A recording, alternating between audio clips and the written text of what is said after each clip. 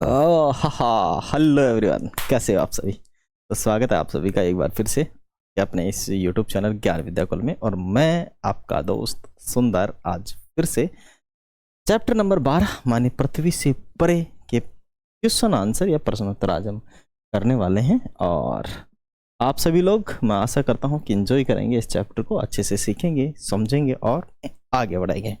और जहाँ भी क्वेश्चन आंसर में प्रॉब्लम आए तो आप लोग हमसे क्या करेंगे, मैसेज करके चर्चा कर लेंगे। दूसरी बात है कि अगर कहीं भी आप लोगों को प्रॉब्लम हो, दूसरी बात एक और मतलब यदि आपको नोट्स चाहिए तो आप अपने जो व्हाट्सअप नंबर है वहाँ से जुड़ जाए, वहाँ से आप लोगों के इसके नोट्स अवेलेबल हो जाएंगे।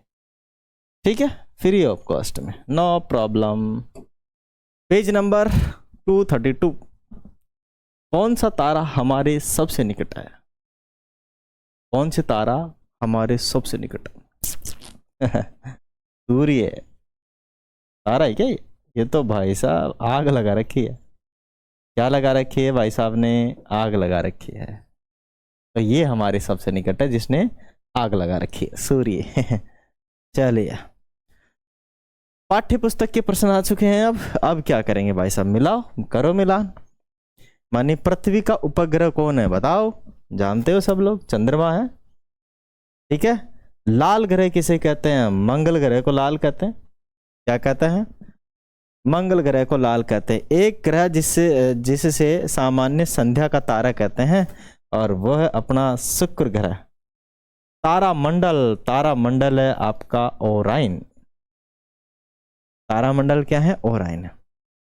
ओराइन और ओरस, ऐसा कुछ नाम का, शायद ओराइन या ओरस नाम का। अभी चीन का कुत्ता राजस्थान में भारत में पकड़ा गया है। ठीक है, चुरा लिया था किसी ने। चुरा लिया था मतलब खरीद के ले आए थे, अपना बना रहे थे। Oh this is our, it's our invention, not the China. ठीक है, हमने इसमें एआई यूज किया है। कौन कहता है? मिस्टर गलगोटिया यूनिवर्सिटियन। चले आगे देखते हैं। चैप्टर नंबर क्वेश्चन नंबर 2 है। निम्नलिखित पहेलियों को हल कीजिए। निम्नलिखित पहेलियों को क्या करना है? हल करना है। तो मेरे नाम का पहला अक्षर मंत्रना में है, यंत्रणा में नहीं। तो देखो, ना से ना काट दो, त्र से त्र काट दो। अब बचा कौन? मेरे नाम का पहला अक्षर मंत्रना में है, यंत्रणा में नहीं। तो मतलब ये क्या होगा? ये है मेरे नाम का पहला अक्षर। फिर आगे, मेरे नाम का दूसरा अक्षर गगन और सागर दोनों में है। गगन और सागर दोनों में है, तो मतलब देखो दोनों में कौन सा है? दोनों में ग कॉमन है। ठीक है, तो हो गया मंग। और फिर मेरे नाम का तीसरा अक्षर जल में है, जग में नहीं है। जल में है, जग में नहीं है, तो मतलब जैसे जय काट दो तो क्या बचेगा? ल। तो क्या हो जाएगा? क्या हो जाएगा? मंगल। मेरा नाम क्या हो गया? मंगल। मैं सूर्य की परिक्रमा करने वाला एक ग्रह हूं, तो मंगल हो गया। तो मेरा नाम क्या हो गया? मंगल। मंगल की सेवा सुन मेरे देवा, हाथ जोड़ तेरे द्वार खड़े चांद। चले आगे। पान सुपारी ध्वजा नारियल, ले ज्वाला तेरी भेंट धरी। आगे आ गया कि इस प्रकार की दो पहेलियां आप स्वयं बनाएं। इस प्रकार की दो पहेलियां आप स्वयं बनाएं। कौन कौन सी? जो पहले बनी हुई थी, तो आप यहां पे बना के लिख देंगे। मेरे नाम का पहला अक्षर शुरुआत में है, अंत में नहीं। शुरुआत में है, अंत में नहीं। मेरे नाम का दूसरा अक्षर क्रम में है, कम में नहीं। क्रम में है, कम में नहीं। तो क्रय हो सकता है। शुरुआत में है। मैं सूर्य की परिक्रमा करने वाला एक ग्रह हूं, तो शुक्र। शुरुआत में सु और उसमें क्रय, शुक्र। मेरे नाम का पहला अक्षर ओले में है, हिम में नहीं। ओले में है, हिम में नहीं। मेरे नाम का दूसरा अक्षर रात में है, दिन में नहीं। रात में है, दिन में नहीं। मेरे नाम का तीसरा अक्षर यज्ञ में है, यक्ष में नहीं। तो मतलब क्या हो जाएगा, ये हो जाएगा। मेरे नाम का चौथा अक्षर नभ में है, आकाश में नहीं। मैं नहीं, मैं एक तारा हूं, जिसे ओरायन कहेंगे। क्या कहेंगे, ओरायन। यहीं से ले लो, ओले से ओ। रात में दूसरा अक्षर, और यज्ञ, ओरायन, और लास्ट में नभ में है न। निम्नलिखित में कौन निम्नलिखित में कौन सौर परिवार का सदस्य नहीं है? तो बताओ कौन सौर परिवार का सदस्य नहीं है?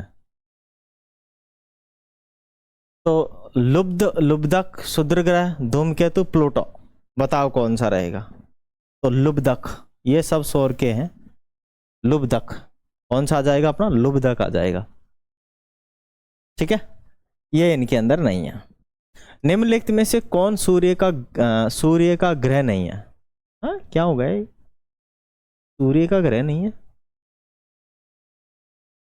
क्या समझ ही नहीं आ रहा मेरा, तो क्या बोल रहा है ये? प्लूटो नहीं, ये सब तो ग्रह हैं, ये सब ग्रह हैं, मतलब ग्रह नहीं है, ये नहीं है ग्रह। प्लूटो ग्रह नहीं है। आगे आ जाएगा, ध्रुव तारा और लुब्धक में से कौन अधिक चमकता है? ध्रुव तारा दिख रहा है अपने को, पता है ना, अपने को दिखता है। तो ध्रुव तारा की तुलना में लुब्धक अधिक चमकता। अरे लुब्धक तो अपन, ध्रुव तारा ही तो चमकता है अपने, तो लुब्धक कहाँ दिखा अपन ने? यहाँ तो लुब्धक बोल रहा है, तो भाई लुब्धक लगा लो। और ऐसी चीजें किताब के अंदर नहीं है, ये देखो, ये जो क्वेश्चन पूछ रहा है किताब के अंदर नहीं है, मानी लुब्धक ज्यादा चमकता है। सौर परिवार का किसी चित्रकार द्वारा बनाया गया चित्र दर्शाया गया है, क्या इसमें ग्रहों का क्रम ठीक है? यदि ठीक नहीं है तो चित्र के नीचे दिए गए बॉक्स में उनका सही क्रम लिखें। तो सूर्य, फिर पृथ्वी, उससे पहले शुक्र हो जाएगा, बृहस्पति है, ये मंगल है ही है, लास्ट में तो पहला क्या आएगा? बुध, शुक्र, फिर पृथ्वी, फिर मंगल, फिर बृहस्पति, फिर शनि, फिर यूरेनस, फिर वरुण। इस प्रकार की इसकी श्रेणी। ठीक है, आगे चलते हैं कि रात्रि आकाश का एक भाग चित्र में दिखाया गया है। Big deeper am little star के तारों को सरल रेखा द्वारा जोड़िए और ध्रुव तारे को पहचानिए। चित्र में इसका नाम भी लिखिए। ध्रुव तारा जो सबसे ज्यादा चमकता है, तो बताओ सबसे ज्यादा तो इधर चमकने वाला देखो, ये भी है, ये भी है, ये भी है, ये भी है, ये भी है, ये भी है। अब कौन सा है, इधर से अपने को डायग्राम से पता लगेगा। तो ये तो हो गया अपना कौन, लिटिल डिपर इधर की साइड में है, और ध्रुव तारा इधर भी है, इधर ही है, और इधर है सप्तऋषि मंडल, 7 तारों का ग्रह मंडल, 1 2 3 4 5 6 7, 7 तारों का समूह बिग डिपर कहते हैं, और ये लिटिल डिपर है, और इधर ही ध्रुव तारा है, इससे जुड़ा हुआ है। फिर बोला है कि रात्रि आकाश का एक भाग चित्र में दर्शाया गया है और इसमें ओरायन तारा मंडल के तारों का सरल रेखा द्वारा जोड़िए और तारे लुब्धक का नाम अंकित कीजिए, और इसके लिए आप पाठ्यपुस्तक के चित्र 12.3 की सहायता ले सकते हैं। तो लीजिए भाई, यहाँ पे लुब्धक मानी सीरियस, और सीरियस कहते हैं इसको ना, ये बहुत ज्यादा चमकता, ध्रुव तारे से भी ज्यादा चमकता है ना। लुब्धक को इंग्लिश में सीरियस कहते हैं। उधर तो बहुत अच्छा दिख रहा है, इधर थोड़ा सा धुंधला दिख रहा है, जबकि रिकॉर्ड अच्छा हो रहा है, देख रहे हैं। ये है आपका कैनियस मेजर, और ये हो गया ओरायन तारा। ओरायन का समूह है, यहाँ से लेकर यहाँ तक का ओरायन है। और ये वृष मन टॉरस, ये जो तो ये दिख रहा है, ये टॉरस है, इधर से टॉरस ग्रुप है। आप उषा काल में तारों को लुप्त होते तथा संध्या काल में प्रकट होते देख सकते हैं। दिन के समय आप तारों को नहीं देख पाते हैं, ऐसा क्यों होता है, व्याख्या कीजिए। क्योंकि दिन के समय सूर्य का प्रकाश इतना तेज होता है कि उन तारों का प्रकाश यहाँ पे दिखाई नहीं देता है, इसीलिए हम उन्हें देख नहीं पाते हैं। मानी दिन के समय सूर्य की चमक के कारण अन्य तारों को देखना संभव नहीं होता है। वायुमंडल के कारण सूर्य का प्रकाश बिखर जाता है, जिससे आकाश नीला दिखाई देता है, जिससे तारों की हल्की चमक छिप जाती है, क्योंकि तारे तो बहुत हल्के चमकते हैं, छिप जाती है। प्रश्न आ गए, बहु प्रश्नात्मक आ गए। रात्रि के आकाश का सबसे चमकीला तारा पॉल स्टार, ओरायन, सीरियस और आ गया है बिटलजूज। तो बताओ कौन सा? तो सीरियस तारा, जिसे लुब्धक तारा कहते हैं, वो सबसे ज्यादा चमकीला तारा है, लुब्धक तारा। फिर उसके बाद में आता है, अपन कह सकते हैं, ध्रुव तारा। संपूर्ण आकाश को कितने तारा मंडल क्षेत्रों में विभाजित किया गया है? तो अकॉर्डिंग टू मी इसे 88 तारा में विभाजित किया गया, 88 मंडलों में। यानी संपूर्ण आकाश को कितने तारा मंडल क्षेत्रों में विभाजित किया गया? 88 में। कितने में? 88 में विभाजित किया गया है। भारत में सप्तऋषि के नाम से किसे जाना जाता है? सप्तऋषि के नाम से बिग डीपर, लिटिल डीपर, अल्डेब्रॉन और प्लायोडिज। तो इसके अंदर जो बिग डीपर है उसे सप्तऋषि के नाम से जाना जाता है भारत के अंदर। ध्रुव तारा किस तारा मंडल का अंग है? ध्रुव तारा किस तारा मंडल का अंग है? तो वो है आपका लिटिल डीपर का, है ना। उधर देखे थे ना अपन कोने में, उधर लिटिल डीपर था, इधर सप्तऋषि था जो कि बिग डीपर था ना। आंतरिक ग्रह नहीं है, आंतरिक ग्रह नहीं है। शुक्र, पृथ्वी, शनि, मंगल आंतरिक ग्रह नहीं है। कौन सा ग्रह नहीं है बताओ? तो शनि, ये आंतरिक ग्रह नहीं है, आंतरिक ग्रह नहीं है। वामन, आंतरिक ग्रह का मतलब समझते हो? मानी सूर्य और पृथ्वी के बीच में जो ग्रह आते हैं उन्हें आंतरिक ग्रह कहते हैं, तो वो नहीं है। वामन ग्रह कहलाता है। तो वामन ग्रह कौन सा कहलाता है? वो कहलाता है प्लूटो, जिसे शायद हटा दिया गया है ना। मंगल के कितने चंद्रमा हैं? मंगल के कितने चंद्रमा हैं? तो मंगल के 2 चंद्रमा हैं, क्योंकि मंगल पृथ्वी से काफी बड़ा है, ठीक है ना। मंगल पृथ्वी से काफी बड़ा ग्रह है और उसके 2 चंद्रमा, एक से पार नहीं पड़ती उसकी, तो 2 चंद्रमा है उसके। चंद्रमा पृथ्वी की एक परिक्रमा पूरा करने में लगभग कितने दिन का टाइम लेता है? तो 27 दिन का टाइम लेता है। कितने दिन का टाइम लेता है? 27 दिन का टाइम लेता है। 27 दिन और कुछ समथिंग होता है, ठीक है। भारत ने चंद्रमा के अध्ययन के लिए कितने अभियान पूरे कर लिए हैं?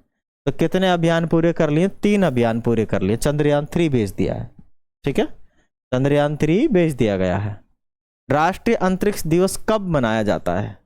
तो बताओ कब मनाया जाता है? राष्ट्रीय अंतरिक्ष मनाया जाता है 23 अगस्त को। कितने अगस्त को मनाया जाता है? 23 अगस्त को मनाया जाता है राष्ट्रीय अंतरिक्ष दिवस। रात्रि आकाश का सर्वोत्तम अवलोकन खुले और अंधेरे स्थानों से किया जाता है, ठीक है। स्थान खुले होने चाहिए और अंधेरे होने चाहिए।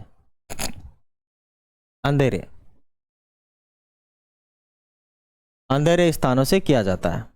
सूर्य व्यास में पृथ्वी के लगभग, सूर्य व्यास में पृथ्वी से लगभग कितना है भाई? 100 गुना है, 100 गुना बड़ा है। ग्रहों के प्राकृतिक उपग्रह को क्या कहते हैं? चंद्रमा। ग्रहों के प्राकृतिक उपग्रह को क्या कहते हैं? चंद्रमा कहते हैं ना, अपने यहाँ पे तो चंद्रमा ही है। क्या कहते हैं? चंद्रमा, चंद्रमा, चंद्रमा, चंद्रमा।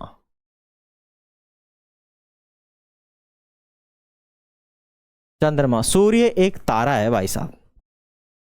सूर्य क्या है? एक तारा, तारा है, तारा, स्टार है, जो ऊष्मा और प्रकाश उत्पन्न करता है। हमारा सौर परिवार आकाश गंगा का अंग है। मिल्की वे किसका? मिल्की वे, जिसे कहते हैं मंदाकिनी, मंदाकिनी,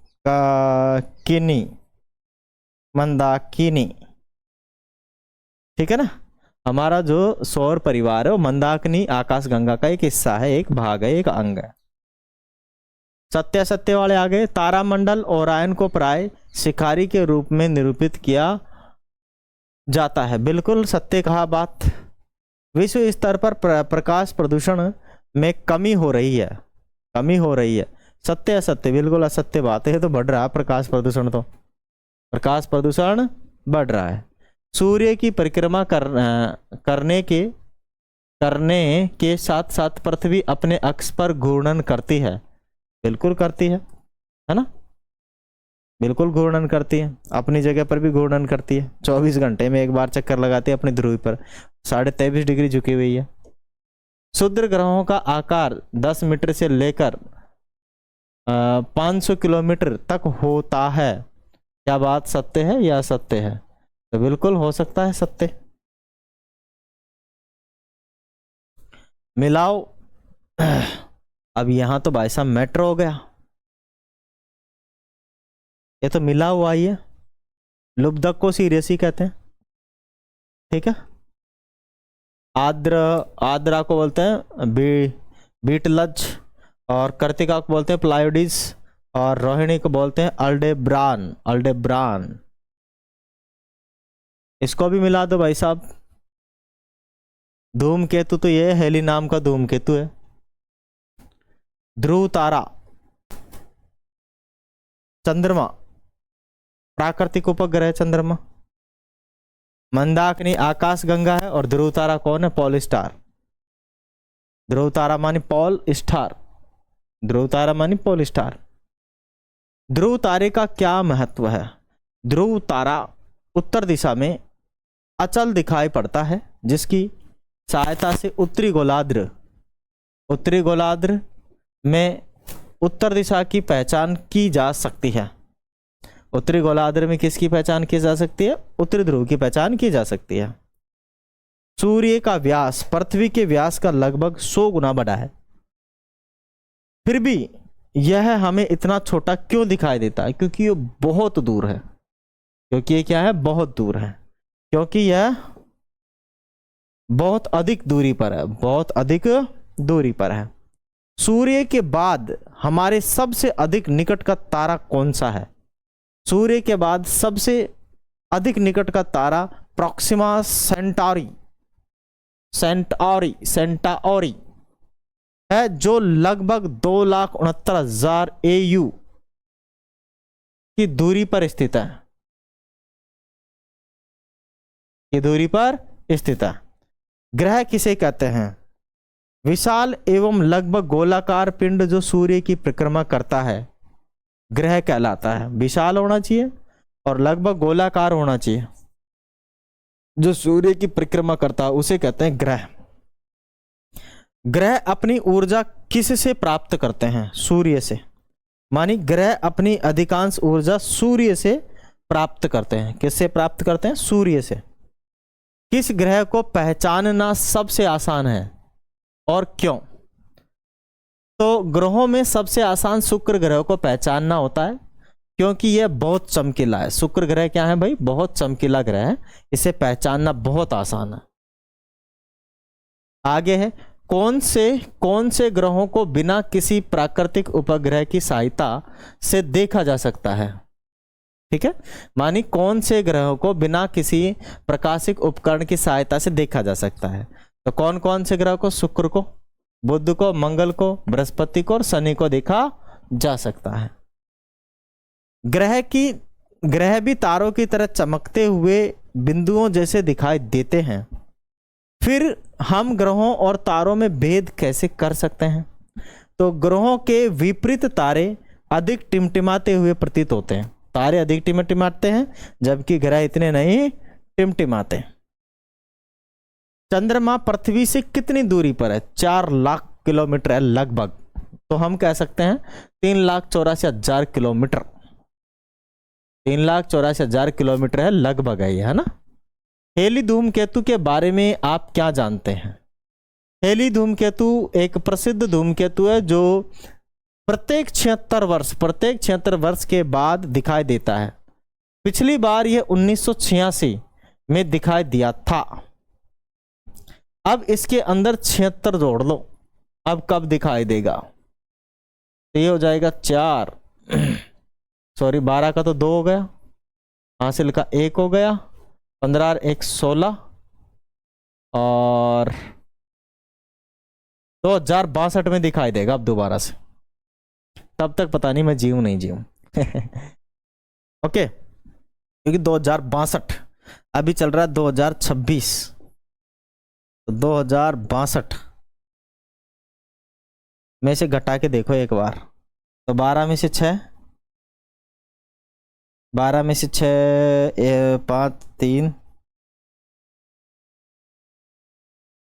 हो सकता है अभी मैं इतना जी जाऊं, क्योंकि मैं इतना तो हो गया हूं, और इतना अगर और जी गया तो मैं 70 साल का हो जाऊंगा, तब मैं बुढ़ा हो जाऊंगा, और हो सकता है मेरा अंतिम दर्शन इसी का हो। ठीक है, चले आगे। मंदाकिनी आकाश गंगा के परे क्या है? मंदाकिनी आकाश गंगा के परे क्या है? तो हमारी मंदाकिनी से परे बाह्य अंतरिक्ष में बहुत सारी मंदाकिनियां हैं, लाखों मंदाकिनियां, पता नहीं कितनी मंदाकिनियां हैं, अभी तक कोई पता नहीं कर सका। अपने आकाश गंगा का पूरा पता नहीं है इसमें क्या क्या है, तो बाहर की मंदाकिनियों का क्या पता, क्योंकि ये जो ब्रह्मांड अथाह दूरियों में फैला हुआ है, चलते जाओ दूरी खत्म ही नहीं होगी। लेकिन अपने पास ऐसा कोई यान ही नहीं बना, नहीं तो मैं सबसे पहले पूरे ब्रह्मांड का चक्कर काट के आता एक है कि नहीं, ये ब्रह्मांड में क्या क्या है पूरे सब पे एक एक ग्रह पे जाके आता, लेकिन क्या यान नहीं है मेरे पास। संभव नहीं है ऐसा यान बनाना। माने साप्ताहिक सप्त ऋषि को देखने का सबसे उचित समय क्या है? तो सप्त ऋषि को देखने के लिए ग्रीष्म ऋतु के दौरान रात्रि के लगभग 9 बजे आकाश का अवलोकन करना चाहिए, तो दिख जाएगा सप्त ऋषि। तारे किसके प्रकाश से चमकते हैं? तो तारे स्वयं के प्रकाश से चमकते हैं भाई साहब, स्वयं के ग्रहों का स्वयं का प्रकाश नहीं है, केवल तारे का। भारत में ओरायन को कब अच्छे से देखा जा सकता है? तो भारत में ओरायन को ज़्यादा अच्छी तरह से दिसंबर से अप्रैल महीने में सूर्यास्त के बाद देखा जा सकता है, ठीक है ना, सूर्यास्त के बाद देख सकता है। भारत की तुलना में चंद्रमा पृथ्वी की तुलना में चंद्रमा कितना बड़ा है? पृथ्वी की तुलना में चंद्रमा कितना बड़ा है? अरे छोटा है, 1/4 है। मानी चंद्रमा का व्यास पृथ्वी के व्यास का लगभग 1/4 है, मानी 1/4, मतलब 4 भागों में से 1 भाग है उसका, बाकी भाग तो समझ गया ना। भारत की विभिन्न जनजातियां धूमकेतु मानी कामेट एम को क्या कहती है? तो भारत की विभिन्न जनजातियां इसे पुच्छ वाला तारा अथवा झोइया तारा मानी झंडे जैसा तारा कहते हैं, ठीक है ना।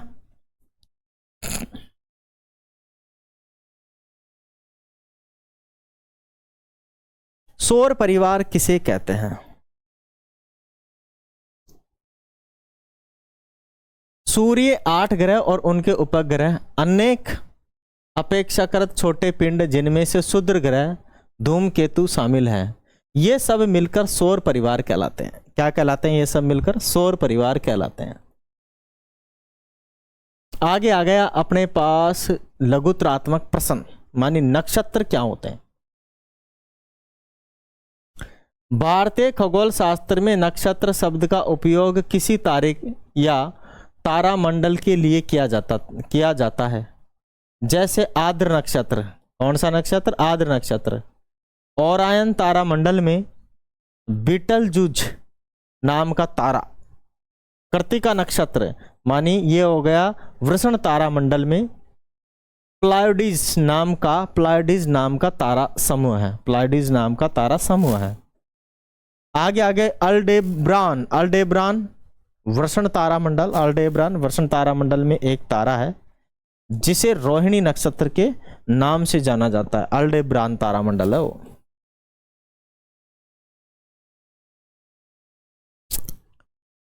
बिग डीपर लिटिल डीपर से क्या तात्पर्य है? बिग मानी बड़ा, लिटिल मानी छोटा। मानी बिग डीपर तारामंडल अर्सा मेजर का अंग है, जबकि लिटिल डीपर तारामंडल अर्सा माइनर का अंग है।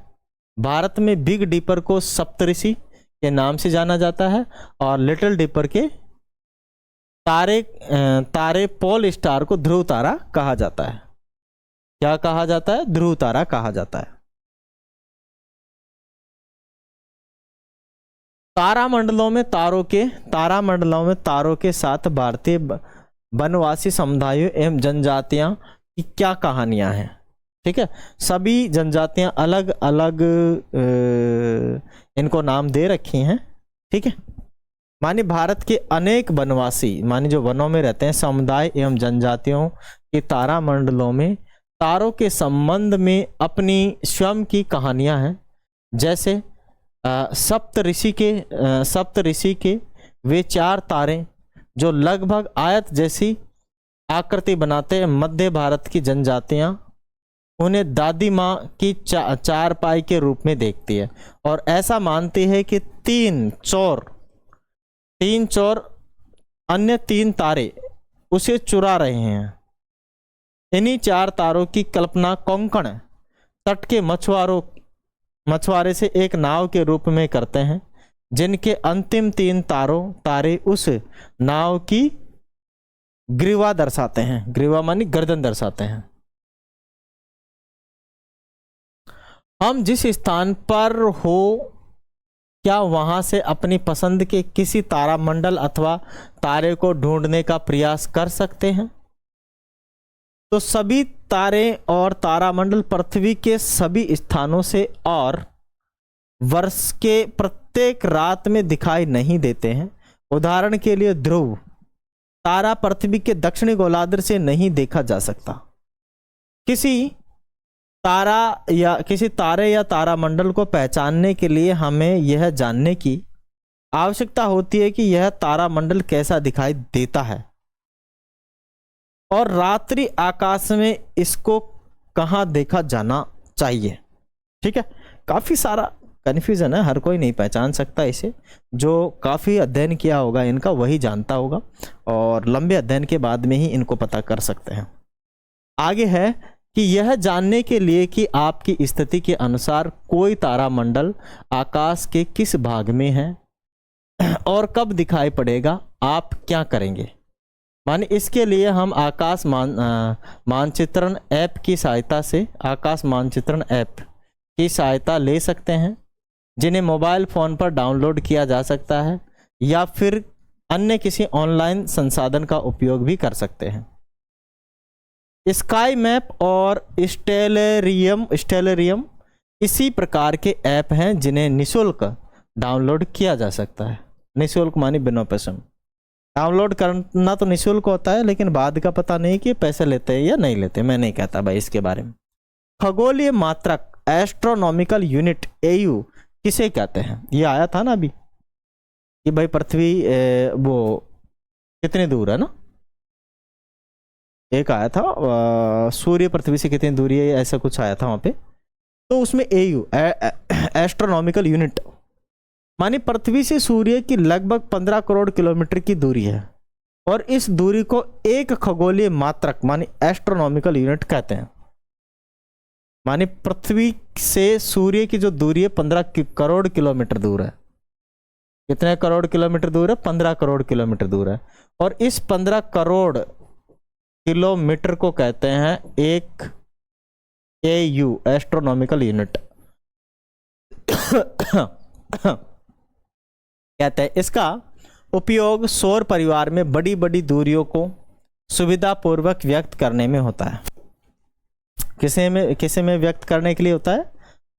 बड़ी बड़ी दूरियों को व्यक्त करने के लिए उपयोग किया जाता है। ऐसा कैसे है कि सूर्य हमें बड़ा दिखाई देता है जबकि अन्य तारे रात्रि में चमकदार बिंदुओं की तरह दिखाई पड़ते हैं, और दिन के समय तो ये दिखाई ही नहीं देते?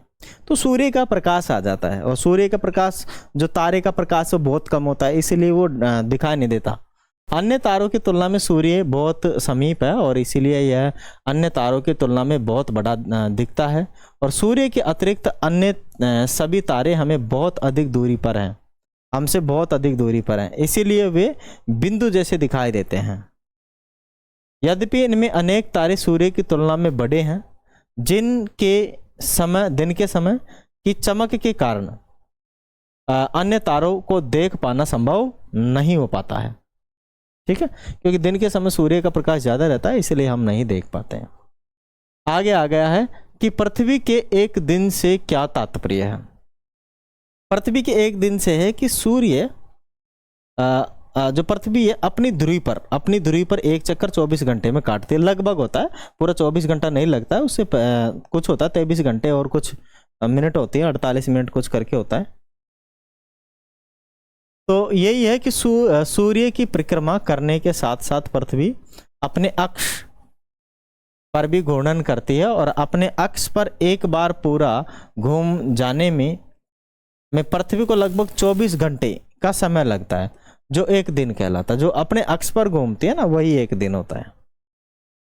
जो ग्रह केवल आंखों से दिखाई नहीं देते हैं, उन्हें देखने के लिए हम क्या कर सकते हैं? तो उसके लिए हम दूरदर्शी का यूज कर सकते हैं, टेलीस्कोप का। मानी जो ग्रह केवल आंखों से दिखाई नहीं देते हैं, उन्हें देखने के लिए हम द्विनेत्री दूरबीन या बाइनाकुलर अथवा दूरदर्शक या टेलीस्कोप नामक यंत्र का उपयोग कर सकते हैं, और इनसे ग्रह व अन्य खगोलीय पिंड अधिक चमकदार हैं, बड़े दिखाई देने लगते हैं। ठीक है, जो अन्य खगोलीय पिंड है वो बड़े दिखाई देने लगते हैं, उन्हें हम आसानी से देख सकते हैं। आगे हो गया कि प्राकृतिक उपग्रह किन्हें कहते हैं, समझाइए। मानी जो नेचुरली बने होते हैं उन्हें प्राकृतिक उपग्रह कहते हैं, और जो पृथ्वी से बनाकर भेजे जाते हैं, जो कि अपने सूचना संचार या कम्युनिकेशन के लिए काम में आते हैं, तो उन्हें हम कहते हैं कृत्रिम उपग्रह। माने ग्रहों की परिक्रमा करने वाले प्राकृतिक पिंडों को हम प्राकृतिक उपग्रह कहते हैं, और ये आकार में ग्रहों की तुलना में छोटे होते हैं, और ग्रहों के प्राकृतिक उपग्रहों को चंद्रमा कहा जाता है। पृथ्वी का एक चंद्रमा है, जबकि मंगल के 2 हैं, बृहस्पति, शनि और यूरेनस के और वरुण के कई चंद्रमा हैं। किसी के तो 50 है, किसी के 80 है, किसी के 82 है। भाई साहब, चंद्रमाओं की तो कमी नहीं है। बृहस्पति के जिनमें सबसे ज्यादा जो है वो बृहस्पति के हैं। ठीक है, लगभग 82 के करीब इनके चंद्रमा है। ये तो हमेशा वो रहता होगा, उजाला उजाला।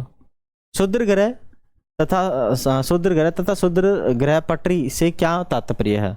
मानी क्षुद्र ग्रह सौर परिवार के ऐसे छोटे पिंड हैं जो चट्टानी हैं और अनियमित आकार के हैं, क्षुद्र ग्रह कहलाते हैं। क्षुद्र ग्रह पटरी अनेक क्षुद्र ग्रह मंगल और बृहस्पति की कक्षाओं के बीच में अपने पथों पर सूर्य की परिक्रमा करते हैं, और यह क्षेत्र क्षुद्र ग्रह पटरी कहलाता है। समझिएगा इसे, मतलब जिनका डायमेंशन अच्छा नहीं होता है, एक चट्टान की तरह होता है, और जो सूर्य के अनियमित रूप से चक्कर काट रहे हैं उन्हें तो हम कहते हैं क्षुद्र ग्रह। लेकिन अपने पास 2 ग्रह हैं, मानी मंगल और बृहस्पति, इनकी बीच के अंदर काफी सारे क्षुद्र ग्रह चक्कर काट रहे हैं। तो वो जो प्रत्येक उसका जो पथ है वो एक पर्टिकुलर पथ है उनका, तो वही कहलाती है आपकी क्षुद्र ग्रह पटरी। आगे अपने पास है कि क्या ब्रह्मांड में अन्यत्र कहीं जीवन है? अभी तक कोई कल्पना नहीं की जा गई है, पता भी नहीं। कल्पना कर सकते हैं, हो सकता है, मे बी पॉसिबल, लेकिन अभी तक पता नहीं लगा है कि भाई है ही है। 100% श्योरिटी नहीं है, 100% हम नहीं कह सकते कि है ही, केवल कल्पना की जा रही है। तो हम अभी तक नहीं जानते हैं कि ब्रह्मांड में कहीं और जीवन है या नहीं। हमारी मंदाकिनी में अनेक ग्रहों की खोज की गई है जो अपने तारों की परिक्रमा कर रहे हैं, और अभी तक वैज्ञानिक इन बाह्य ग्रहों में कहीं भी जीवन के अस्तित्व का कोई प्रमाण नहीं कर पाया, किंतु जीवन की खोज अभी जारी है। पता नहीं है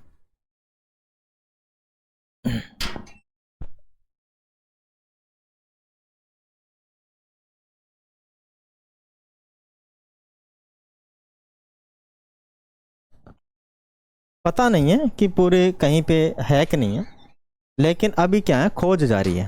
क्या है? खोज जारी है, पता कर रहे हैं।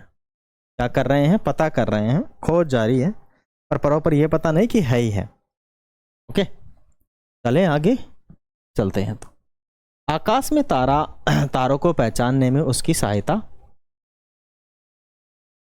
सवाल है कि क्या हमारे पूर्वजों ने केवल मनोरंजन के लिए तारों के पैटर्न की पहचान की या फिर इनका कोई उपयोग भी था।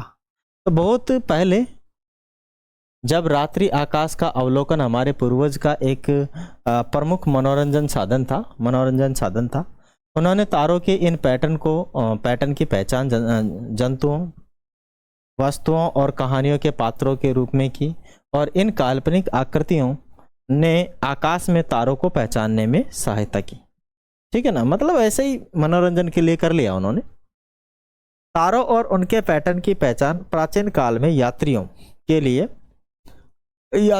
उपयोगी कौशल था। चुंबकीय दिक्सूचक के आविष्कार से पहले इन पैटर्नों ने नाविकों और यात्रियों की सागर में और पृथ्वी पर दिशा ज्ञात करने में सहायता की।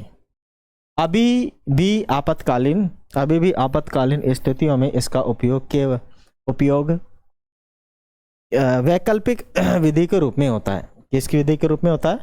केवल वैकल्पिक विधि के रूप में होता है। तारामंडल किसे कहते हैं? इनकी परिसीमाओं का निर्धारण किस प्रकार होता है?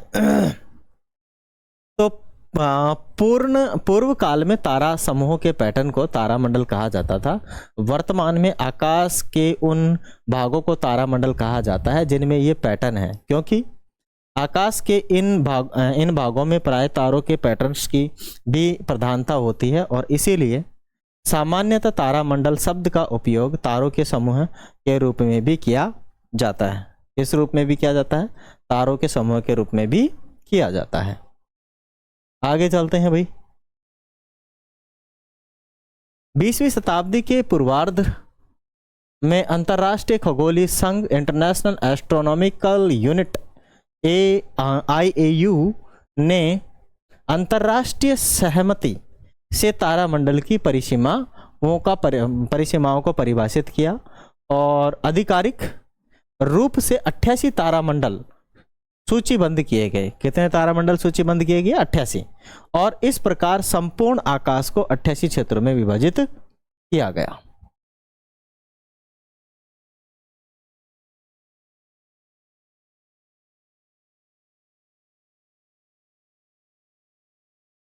चलिए, तारामंडल ओरायन का वर्णन कीजिए। जो तारामंडल है ओरायन, उसका क्या कीजिए? वर्णन। ओरायन को ही क्या बोलते हैं?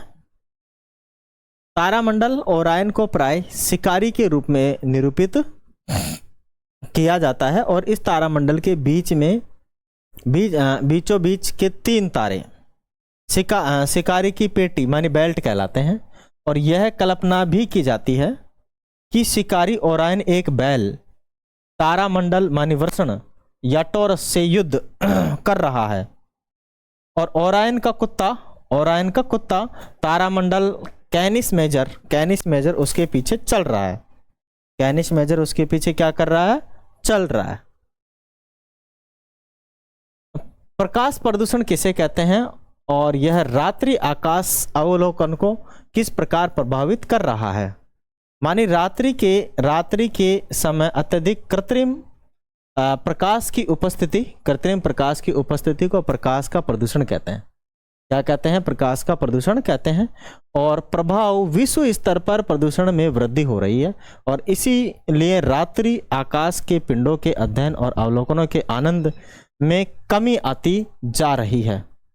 विश्व भर में कुछ अंधेरे आकाश वाले संरक्षित क्षेत्र एवं उद्यान स्थापित किए गए हैं, और इन संरक्षित क्षेत्रों में अनुसंधान हेतु आकाश में अंधेरा बनाए रखने के लिए प्रकाश प्रदूषण नियंत्रित किया जाता है। प्रकाश प्रदूषण क्या किया जाता है? नियंत्रित किया जाता है। आगे चलिए।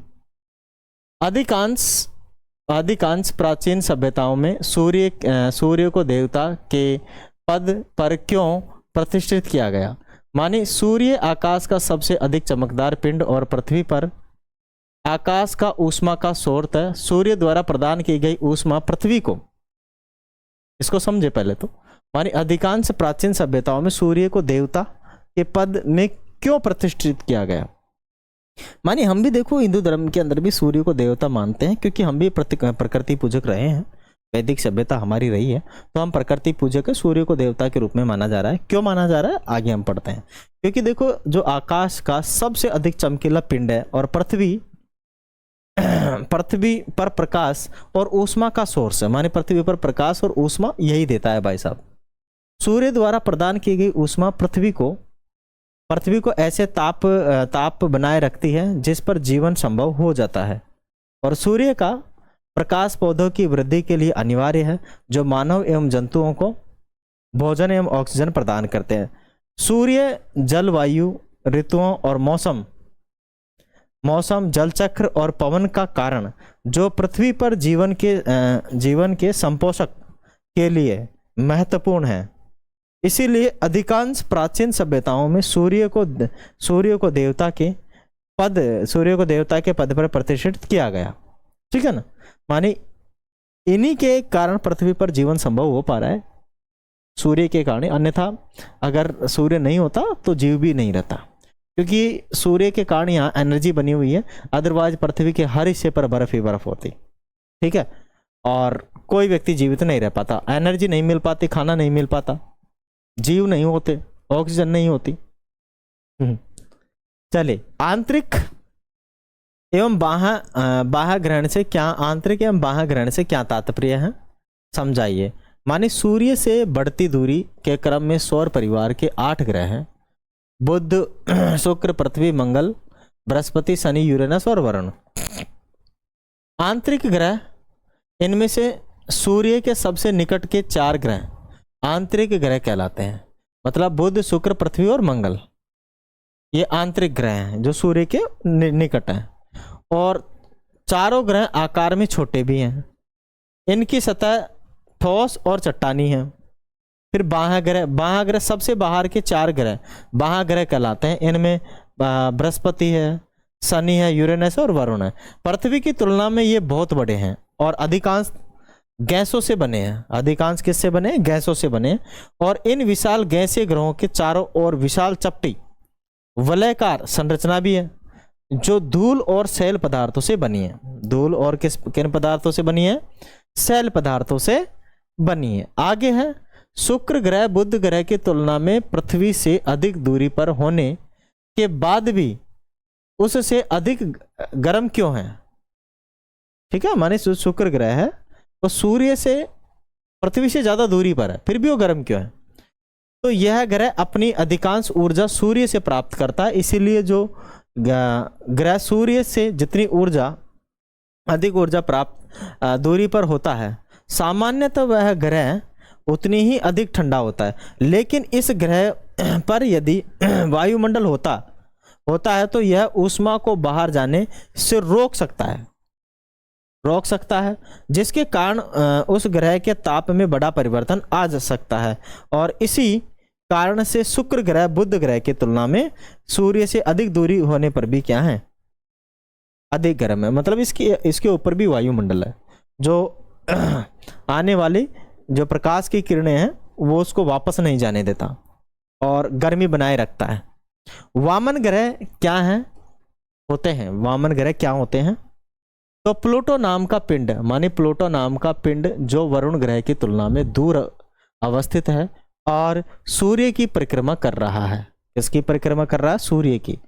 जब इनकी खोज हुई थी तो इसे सौर परिवार का एक ग्रह कहा गया था। इसका आकार पृथ्वी के चंद्रमा के आकार से भी छोटा है। इसका आकार पृथ्वी के चंद्रमा के आकार से भी क्या छोटा है। किंतु बाद में जब इसके जैसे अन्य छोटे छोटे पिंडों की खोज हुई तो अंतर्राष्ट्रीय खगोलीय संघ ने 2006 में किसी पिंड को ग्रह कहलाने के लिए आवश्यक शर्तों को पुनर्परिभाषित किया और इस परिभाषा के अनुसार प्लूटो सहित इन छोटे पिंडों को वामन ग्रह कहा गया।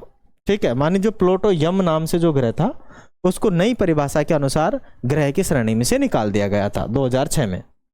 ठीक है, उससे पहले 9 ग्रह थे, अब 8 ही ग्रह माने जाते हैं। भारतीय खगोलीय वैधशाला हांसले लद्दाख पर टिप्पणी लिखी है। ठीक है, तो भारतीय खगोलीय वेधशाला हांसले के सर्वोच्च पर्वत शिखर दिगपा रत्सारी पर बनाई गई है और इस शिखर का नाम अब सरस्वती पर्वत रख दिया गया है। इस शिखर का नाम क्या रख दिया गया है? सरस्वती पर्वत रख दिया गया है। इसमें कई टेलीस्कोप लगे हैं और इनमें से एक नाम हिमालय चंद्र टेलीस्कोप है। यह संसार के सबसे ऊंचे स्थानों पर स्थित वेधशालाओं में से एक है। इस वेधशाला के चारों ओर के क्षेत्र को 2022 में हाले डार्क स्काई रिजर्व मानी जिसे हम बोलते हैं HDSR घोषित किया गया। यह रिजर्व वर्ष भर आम लोगों के लिए खुला रहता है। आम लोगों के लिए क्या रहता है? खुला रहता है। और भारतीय खगोल भौतिकी संस्थान द्वारा स्थायी नागरिकों को छोटे छोटे टेलीस्कोप प्रदान किए गए। टेलीस्कोप प्रदान किए गए और आगंतुकों के मार्गदर्शन के लिए खगोलीय राजदूत के रूप में प्रशिक्षित किया गया।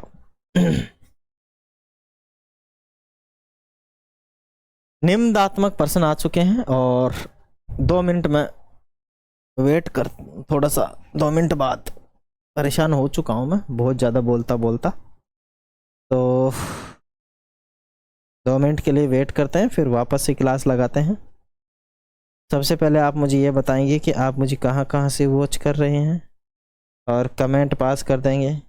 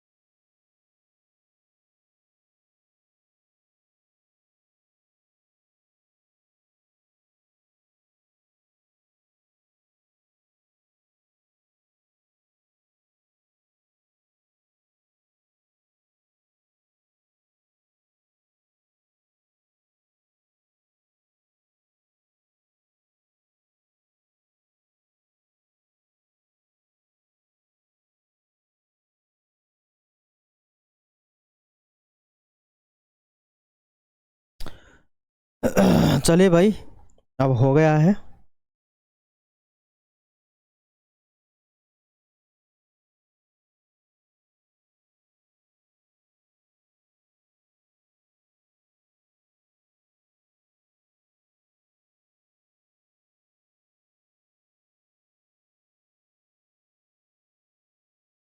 आराम हो गया है काफ़ी, अब वापस से पढ़ लेते हैं, है कि नहीं? हाँ चलिए, थोड़ा सा मैं पानी भी पी लूँ। I want to drink some water. मैं कुछ थोड़ा सा पानी पीना चाहता हूँ।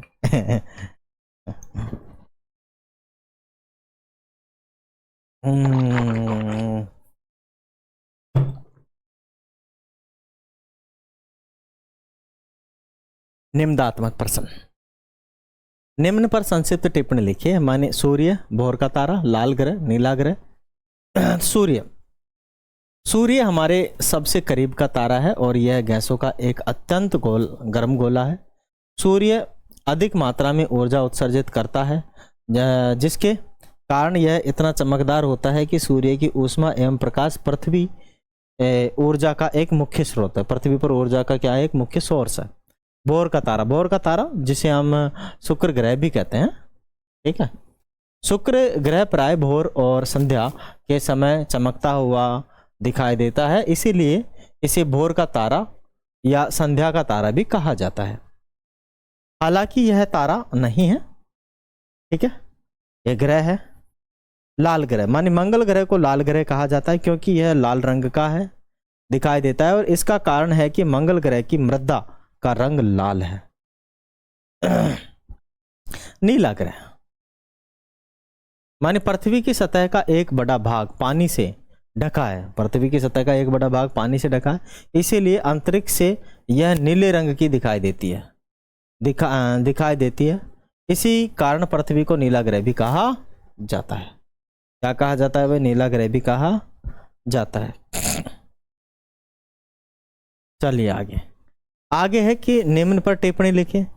चंद्रमा पर और धूमकेतु पर। चंद्रमा यह पृथ्वी का प्राकृतिक उपग्रह है, मानी जो अपनी पृथ्वी है उसका प्राकृतिक उपग्रह है, और यह अंतरिक्ष में हमारा निकट पड़ोसी है। अंतरिक्ष में अपने पास का पड़ोसी है जो कि 3,84,000 किलोमीटर दूर है, पड़ोसी है, इतनी दूर है। पृथ्वी के विपरीत चंद्रमा पर वायुमंडल न के बराबर है, कम है, बहुत कम है।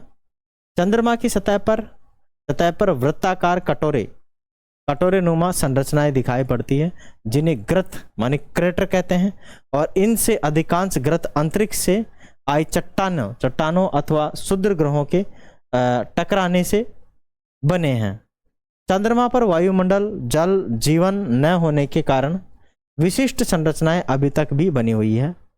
चंद्रमा का व्यास पृथ्वी के व्यास का लगभग 1/4 मानी 1/4 हिस्सा है, और चंद्रमा पृथ्वी की एक परिक्रमा 27 दिन में पूरी करता है, लगभग 27 दिन और कुछ घंटे में पूरी करता है। आगे धूमकेतु कभी कभी सौर परिवार के बाहरी क्षेत्रों से कुछ आगंतुक पिंड और परिवार में आते हैं। आगंतुक पिंड सौर परिवार में आते हैं। लंबी पूंछ वाले इन पिंडों को धूमकेतु माने कामेट कहते हैं। क्या कहते हैं? कामेट कहते हैं।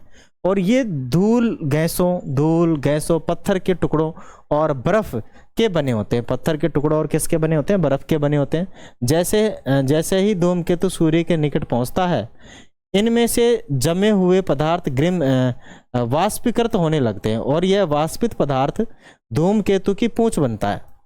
जैसे जैसे धूमकेतु सूर्य से दूर जाते हैं, वे धुंधले दिखाई देने लगते हैं। एक सीमा के बाद इन्हें केवल आंख से देख पाना संभव नहीं होता है।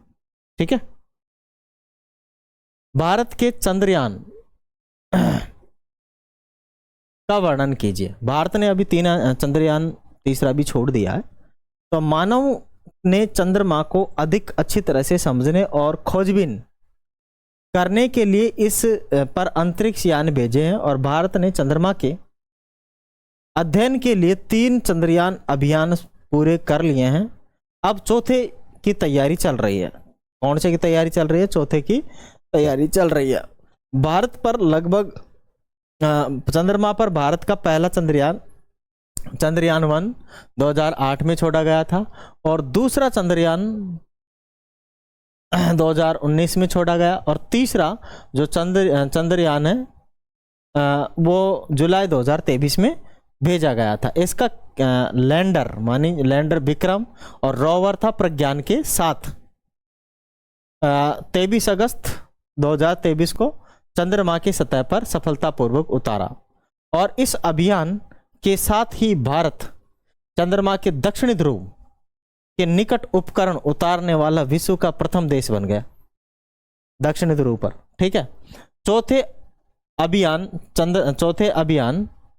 चंद्रयान 4 की योजना पर कार्य चल रहा है, जिसका लक्ष्य चंद्रमा